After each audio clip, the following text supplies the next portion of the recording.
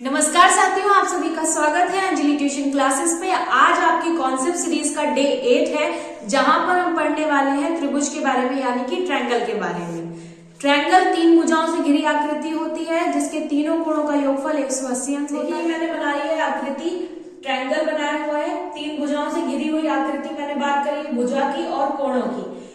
कोणों के आधार पर और भुजाओं के आधार पर ये तीन तीन प्रकार के होते हैं, यानी कि टोटल हो गए 6 टाइप्स।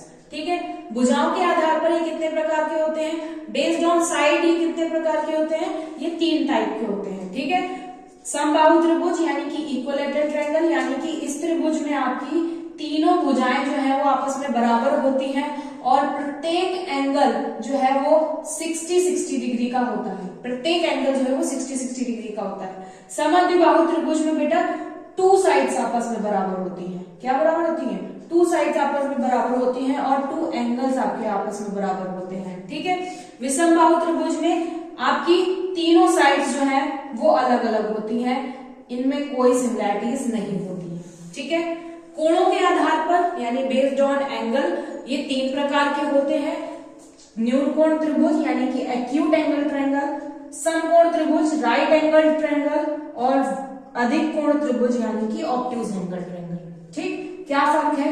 न्यून कोण त्रिभुज में बेटा सारे कोणों का मान जो है वो न्यून कोण होगा, मतलब कि 90 नहीं हो सकता है, 90 से छोटे ही होंगे सारे एंगल। ठीक है, तो थीटा इज लेस देन 90।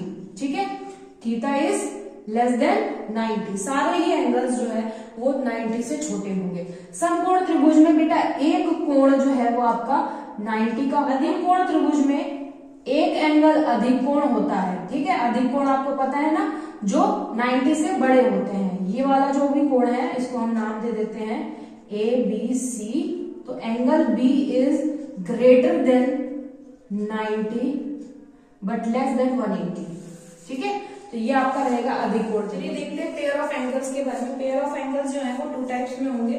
कोटि पूरक कोण हो सकते हैं, समपूरक कोण हो सकते हैं। ठीक है, कोटि पूरक यानी कि कॉम्प्लीमेंट्री और समपूरक यानी कि सप्लीमेंट्री। ठीक है, ऐसे दो कोणों का युग्म जिनके दोनों कोणों का योगफल 90 अंश होता है, और ऐसे दो युग्म कोण जिसमें दोनों कोणों का योग 180 अंश होता है, वो समपूरक कोण कहलाते हैं, और 90 अंश होता है तो कोटिपूरक कोण कहलाते हैं। ठीक है, एडजेसेंट एंगल्स क्या है?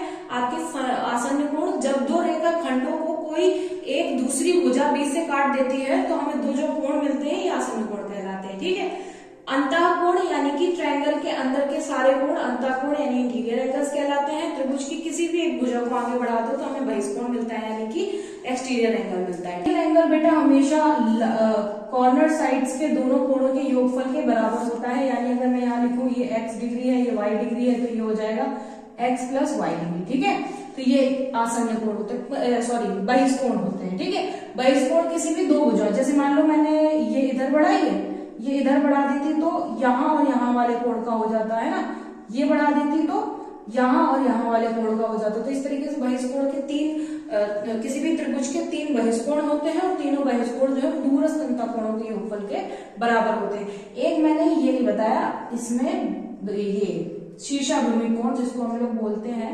Vertically opposite angle. ठीक है, इसमें क्या होता है, दो किरणें एक दूसरे को आपस में काटती हैं तो उसमें आमने सामने के बने कोण जो है वो शीर्षाभिमुखी कोण कहलाते हैं। ठीक है, इसी को हम लोग बोलते हैं वर्टिकली अपोजिट एंगल।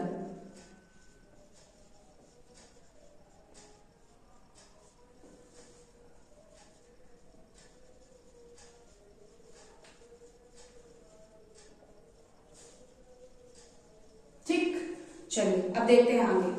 देखिए, दो समांतर रेखाओं को जब एक कोई तिर्यक रेखा काटती है तो ये आपके कोण जो है 4 भागों में विभाजित करती है। इन कोणों को क्या क्या बोलते हैं ये देखते हैं। ठीक, यहाँ पर देखिए ट्रांसवर्सल लाइंस में यहाँ पर जो बाहर वाले कोण है, यानी 1 2 3 4 ये क्रम है, 1 2 3 4 5 6 7 8 ये क्रम इसी तरीके से लिखा जाता है इसका। और 1 2 जो है और 7 8 जो है ये आपके एक्सटीरियर एंगल्स हैं, यानी कि बाह्य कोण है। इंटीरियर एंगल्स हो गए 3 4 5 6। ठीक है, 3 4 5 6 क्या हो गए? इंटीरियर एंगल्स हो गए, मतलब जो बाहर के हैं उनको एक्सटीरियर और जो अंदर के हैं उनको इंटीरियर एंगल्स बोलते हैं। करस्पॉन्डिंग एंगल्स यानी कि संगत कोण कौन कौन से हैं?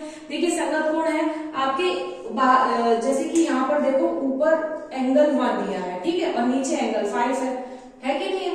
तो ये हो गए आपके संगत कोण एंगल 1 एंगल 5 के, एंगल 4 जो है वो एंगल 8 के, एंगल 2 है वो एंगल 6 का, और 3 जो है वो 7 का संगत कोण हो गया। क्या हो गया? संगत कोण हो गए। ये आपकी 3 चीजें यहाँ पर समझा दी मैंने। उसके बाद 2 चीजें यहाँ पर लिख दी है, अल्टरनेट एक्सटीरियर एंगल और alternate interior angles. Alternate exterior और इंटीरियर एंगल्स में फर्क क्या है? ये हमेशा जेड बनाते हैं, ठीक है, इंटीरियर वाले यहाँ पर होते हैं और एक्सटीरियर ऊपर से नापे जाते हैं, ठीक है। चला देखिए यहाँ पर अल्टरनेट इंटीरियर पहले देखते हैं। अल्टरनेट इंटीरियर एंगल्स जो है ये एकांतर अरे वाह मैंने उल्टा लिख रखा है, बड़ी बेटा ये तो बहुत भारी गलती होगी। एक्सटीरियर को बोलते हैं बाह, ठीक है, और इंटीरियर को बोलते हैं अंतर। Sorry it is my mistake, ठीक है।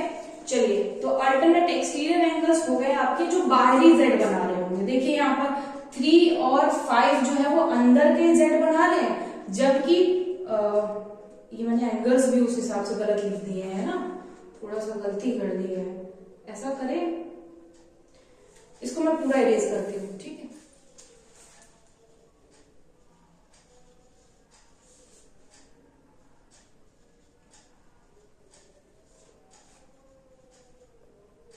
भूल हो जाती है, थोड़ा फटाफट लिखना होता है एक शॉट के बाद दूसरा। देखिए यहाँ पर अल्टरनेट इंटीरियर एंगल्स है एकांतर अंतःकोण। अंतःकोण क्या है? यहाँ पर अंदर जेड जो बन रहा है उसमें अंदर वाले आने वाले कोण। यहाँ पर देखिए ये जेड बन रहा है आपका, मैं उसको थोड़ा सा हाईलाइट कर दे रही हूँ, अरे वाह, ठीक है, ये जेड बन रहा है। तो 3 और 5 जो है वो अल्टरनेट इंटीरियर हो गए, ठीक। वैसा ही एक उल्टा जेड जो है वो इधर से बन रहा है, यानी कि 4 और 6 हो गया, ठीक। ये गलती मत करना। इसके बाद में अल्टरनेट एक्सटीरियर एंगल, वाह आगे नहीं चला, दूसरा लेती हूँ जो एकांतर बाह्य कोण, ठीक है। एकांतर बाह्य कोण क्या होंगे? इसी जेड के आप देखो बाहर कौन सा एंगल 1 और एंगल 7 बन रहा है, ठीक है, एंगल 1 और एंगल 7 बन रहा है। इसके बाद में इधर देखिए उल्टे जेड में 2 और 8 बन रहा है, तो एंगल 2 और एंगल 8, ठीक है।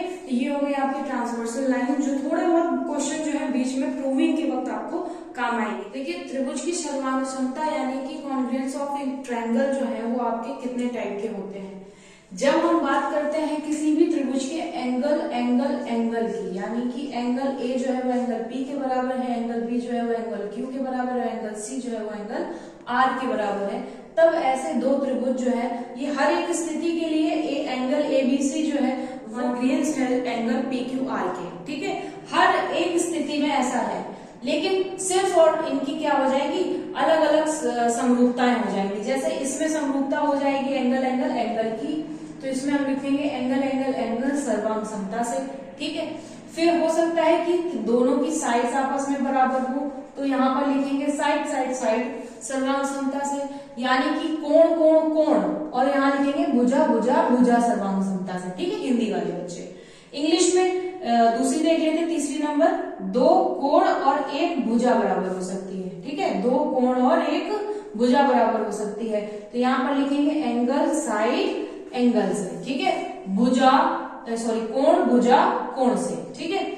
इसके बाद में हो सकता है कि 2 साइड्स आपस में बराबर हो और 1 एंगल बराबर हो सकता है 2 साइड्स आपस में बराबर हो और 1 एंगल बराबर हो, तो यहाँ पर लिखेंगे साइड एंगल साइड से, भुजा कोण भुजा से, ठीक है।